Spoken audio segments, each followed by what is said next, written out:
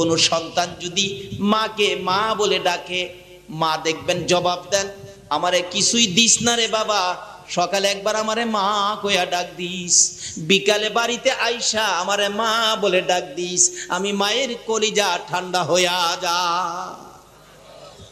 এখন এক জাতের পুরুষ আছে, বিয়া শাদী শেষ করে দিলে আর মাকে মা ডাকতে মন চায়। এক ঘটনা মুরব্বীদের কাছে শুনেছি, বিবাহে শাদী করানোর পরও ছেলেটাও এমএ পাস, মেয়েটা হলো বিএ পাস। তারা ঘুমাইতে ঘুমাইতে বাজে রাত্র 10টা 11টা, কিন্তু মা বলতেছেন, বাবা তোমাকে এমএ পাস করাইলাম, তোমাকে একটা বিয়ে করান দরকার, আমি বুড়া মানুষ, রান্না বাড়ার কাজ আমি আর কত করব। মার ইচ্ছা হলো ছেলেকে বিয়ে করাইলে রান্না বাড়ি করে ছেলের বউ আমার সামনে খানা দিবে, আমি আদরের সন্তানের বউয়ের হাতের খানা, রান্না খানা আমি সুখে শান্তিতে খাবো। দেখা গেল বিয়ে করাইলেন যেই মেয়েটাকে, বিয়ে পাস তো, তার 12টা পর্যন্ত টিভিওই দেখে, রান্না তো করেই না, আরো বরঞ্চ মা কই বউয়ের হাতের খানা খাইবো, মা রান্না বাড়ি করে বউরে খানা দিয়া মা খায়া ঘুমায়। আরো পরিশ্রম বাড়ছে না কমছে? ছেলে চাকরি করে, থাকে প্রায় 30 কিলোমিটার দূরে, সপ্তাহে একদিন বাড়িতে আসে। আসার পরে মা নালিশ দিলেন, বাবা আমার রান্না করতে হয়, বুড়া মানুষ, তুমি তোমার বিবি সাহেবরে কও না একটু রান্না বাড়া করতে, এই শীতের রাত্র আমি রান্না করতে করতে আমার ঠান্ডা ধরে ফেলছে। আচ্ছা আমি বলবো। স্বামী স্ত্রী ঘুমাইলেন এক রুমে, পাশের রুমে মা, বুড়া মানুষ তো ঠান্ডায় পড়ে গেছে, রাত্রে একটু কাশি দেয়, কাশি আইছে, ঠান্ডা হইলে কাশি ধরে না। বিবি সাহেবা বলতেছেন, তোমার মা খালি কাশে, এই ঘরে আমি থাকবো না। ওই যুবকটা বলেন, কও কি তুমি? মা তুমি রাত্রে কাশতে পারবা না। মা বলেন, বাবা আমি তো কাশি তো থামায় রাখতে পারি না, বুড়া মানুষ, রাত্রে কাজ করতে হয় শীতের মধ্যে, তোর বিবি সাপ তো কাজ করে না, আমি কি করবো রে বাবা। বলে, আমি নিষেধ দিলাম তুমি কাশতে পারবা না। আচ্ছা বলুন তো, কাশি কি নিষেধ দিয়া থামানো যায়? বুড়া মানুষ কাশতেছে, বিবি বলেন এই ঘরে আমি থাকবো না। স্বামী বলেন, তুমি যাইবা কই? প্রয়োজন পরে মারে বাড়ি কিনে দিব। এই জাতীয় বাঙালি আছে কি না বাংলাদেশে?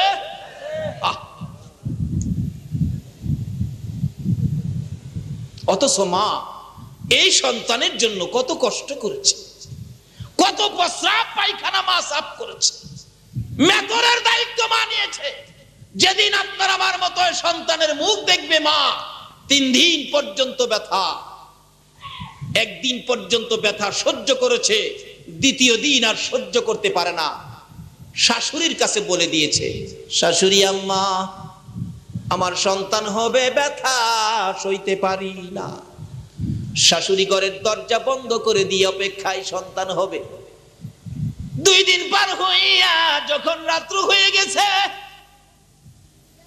তোমার আমার মা ব্যথায় অস্থির হইয়া ডাকতেছে, মহিলারা রে ব্যথার সহ্য করতে পারি না, ঘরের মধ্যে যদি একটা দাও থাকে, দাওটা আমার হাতে দাও, গলাটা কাইটা আমি মৃত্যুবরণ করি। সহ্য হয় না ব্যথা, জিহ্বা কামড়াইয়া কুচি কুচি করে ফেলেছে। অবশেষে শাশুড়ি বলতেছেন, তোমরা কারা আছো? ঘর থেকে দাও জাতীয় সব বাইরে ফালাইয়া দাও। সারা রাত পার হয়ে গেল, 3 দিনের ব্যথা, তোমার আমার মা মাঝে মাঝে বেহুশ হয়ে যায়। ঘরের মহিলারা জগের পর জগ, বালতির পর বালতি আমার মার মাথায় পানি দিছে গো। মাঝে মাঝে মা জ্ঞানটা যখন ফিরে আসতো, চিৎকার মেরে ডাক মারতো, মহিলারা রে আমার স্বামী কই গো, আমার স্বামীরে আমার পাশে আসতে বলো। স্বামী যখন পাশে আসছে, স্বামীর পায়ে ধরে চিৎকার মেরে কাঁদছে, স্বামী 3 দিনের ব্যথা আর সইতে পারি না, মন বলে আমি বাঁচবো না। স্বামী গো পায়ে ধরি যদি মরে যায়, আমার জীবনের অপরাধ ক্ষমা করে দিও। স্বামী ঘর থেকে দৌড়াইয়া বাহির হইয়া মসজিদে চলে গেছে। ইমাম সাহেব, হুজুর আমার বিবির জন্য দোয়া করুন, আমার বাচ্চা হবে। আমার বিবি বলে বাঁচবে না। ডাকছে তোমার আমার মা, আবার শ্বশুর কই, আবার শাশুড়ি কই। তারা মায়ের জায়গায় বাবার জায়গায় বলেন না আমার কাছে আসতে। শ্বশুর শাশুড়ি যখন আমার মায়ের সামনে যাইতো, শ্বশুর শাশুড়ির পায়ে ধরে কাঁদতো, মা, বাবা গো, মা গো ক্ষমা করে দিও, 3 দিনের ব্যথা আর সহ্য করতে পারি না, মন বলে আমি বাঁচবো না। শ্বশুর শাশুড়ি নামাজের বিছানাটা বিছাইয়া 2টা হাত বাড়াইছে, মাবুদ আমার ছেলের বউ কাঁদে, বাঁচবে না বলে আমরা 2 জনে মিলে হাত বাড়াইয়া ডাকলাম, আমার এই ছেলের বউয়ের হায়াত বাড়াইয়া 2টা 2 জায়গায় করে দাও গো আল্লাহ। জোরে জোরে কর না সুবহানাল্লাহ। দয়ার শ্বশুর দয়ার শাশুড়ি যখন দোয়া করে দিলেন, আমার আল্লাহ বলেন, ফেরেশতারা রে আর ব্যথা সহ্য করতে পারে না। এবার দেখ তার শ্বশুর শাশুড়ি আমার জন্য দোয়া করে দিছে। ও মা বোনেরা, শ্বশুরের দোয়া নাও না, শাশুড়ির দোয়া নাও না, তাদের দোয়া তো আল্লাহর দরবারে কবুল হয়ে যায়। আল্লাহ বলেন, ও ফেরেশতারা যা, জলদি করে যা, বাচ্চাটার মাথাটা উপরের দিকে ছিল, মাথাটা ঘুরাইয়া দে। বাচ্চার মাথা যখন নিচের দিকে ঘুরাইয়া দিছে গো, তোমার আমার মার পেটে থাইকা আমরা পাও 2টা যখন উপরে গেছে, এই 2টা পাও দিয়া আমার কলিজায় ঠাস ঠাস করে লাথি মারছি। মা আবার বেহুশ হয়ে গেছে। মহিলারা মাথায় পানি দিছে, পানি দিয়া গোর বাসাইছে। হঠাৎ করে তোমার আমার মতো একটা সন্তান দুনিয়ায় যখন বেরিয়ে গেছে গো, মা বেহুশ হয়ে পড়ে আছে। আমার আল্লাহ বলেন, ফেরেশতারা রে বাচ্চাটারে কান্দাইয়া দে, বাচ্চাটারে কাঁদতে দে। ফেরেশতারা বাচ্চাকে কান্দাইয়া দিলে, কান্দার আওয়াজ যখন মায়ের কানে লাগছে, তোমার আমার মা সকল ব্যথা বুইলা মার জ্ঞান ফিরা গেছে গো। মা পাগলিনী রক্ত মাখা শরীর লইয়া 2টা হাত বাড়াইছে। তোমরা কারা ঘরের মধ্যে আছো? 3 দিনের ব্যথায় জিহ্বা কামড়াইয়া যে সন্তানের জন্য জিহ্বা কামড়াইয়া শেষ করে দিয়েছি, আমার সন্তানের কান্নার আওয়াজ শোনা যায়, আমি 2টা হাত বাড়াইলাম, দে আমার সন্তান আমার হাতে উঠাইয়া দে। 10 মাস 10 দিনের ব্যথা আমি মা দূর করে দিব। এই দুঃখিনী মাকে কষ্ট দেয়, ঘর থেকে বের করে দিলেন। বলুন, মা কষ্ট পাইছেনি? একজনে কইছে পাইছে। আর মনে কারো মা কষ্ট পায় নাই? মাশাআল্লাহ। মা এই কষ্ট আপনাকে আমাকে পেটে নিয়ে মা করছে কিনা বলুন তো?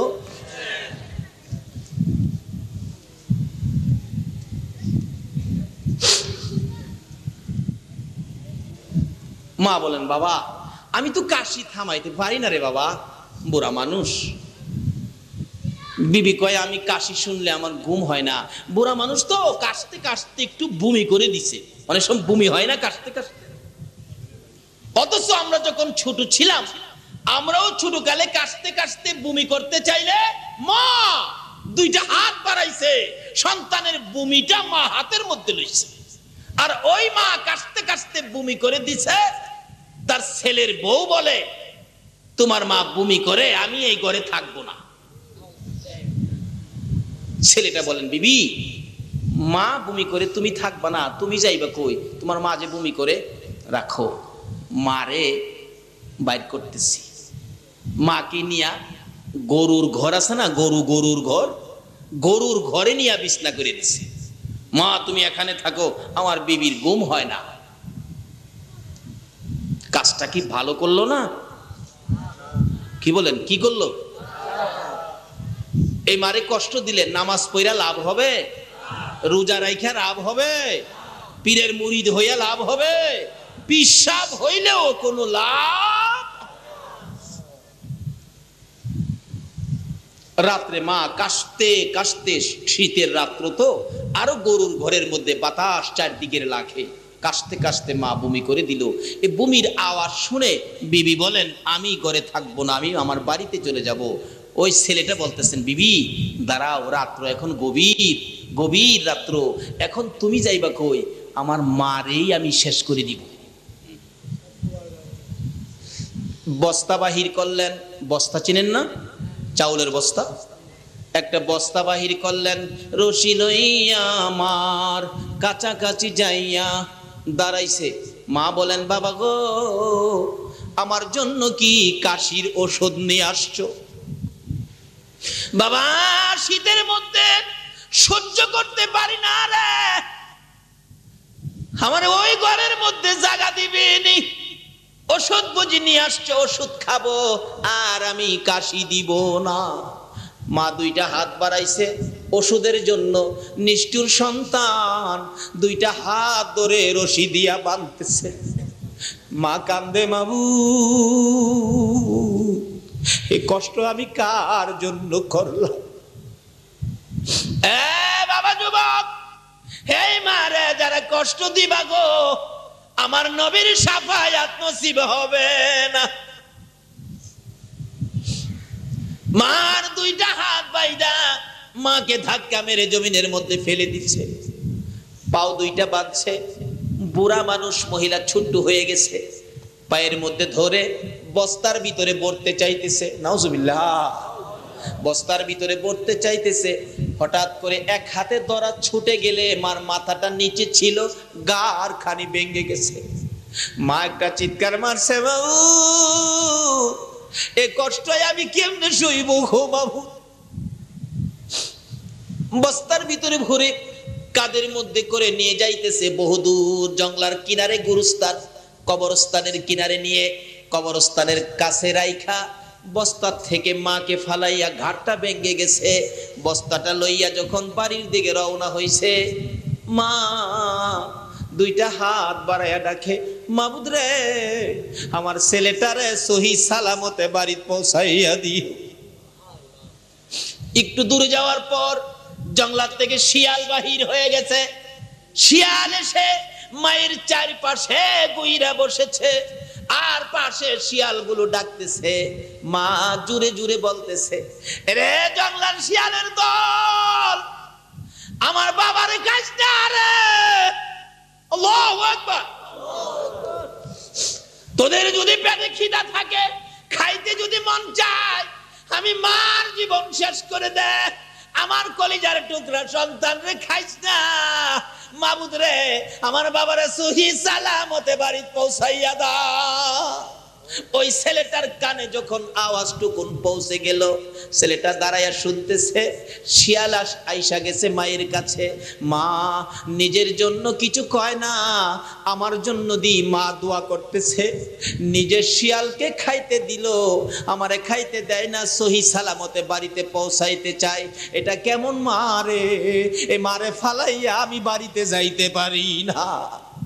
একটা দৌড় মারছে, মার কাছাকাছি যাইয়া দেখে চারটা শিয়াল মার পাশে বসে আছে। দূর থেকে চিৎকার মেরে ডাক মারছে, আরে শিয়ালের দল, আমার মারে খাইস না রে, মারে খাইস না। মার সাথে বেয়াদবি করেছি, অন্যায় করেছি, মায়ের কাছ থেকে ক্ষমাটুকু নিতে হবে, খাইস না রে, তোদেরকে অনুরোধ করি। এই লোকটার দৌড় দেখে শিয়াল দৌড়াইয়া পালাইছে, মায়ের পায়ের পাশে যাইয়া পড়ে গেছে, মায়ের পায়ে ধরে কাঁদতেছে, মা, মা গো, মা তুমি কেমন মা গো, তোমার জীবন দিতে রাজি, আমার জীবনে কষ্ট হইতে রাজি না, তোমার জীবন দিয়ে আমাকে সহি সালামতে বাড়িতে পৌঁছাইতে যাও গো মা, তুমি আমার কেমন মা, মা ভুল করেছি, আগে বুঝতে পারি নাই, তোমার পায়ে ধরেছি। মা সন্তানের ডাক শুনতেছে, কিন্তু সন্তানের চেহারাটা ঘাড় ঘুরাইয়া দেখতে পারতেছে না, ঘাড় ভেঙে গেছে। মা ডাকতেছে, বাবা গো, আমার সামনের দিকে আসো, পায়ে ধরতে হবে না রে বাবা, আমার সামনে আইসা আমার একটা মা কইয়া ডাক দে, আমি মায়ের সকল ব্যথা দূর হইয়া যাইব।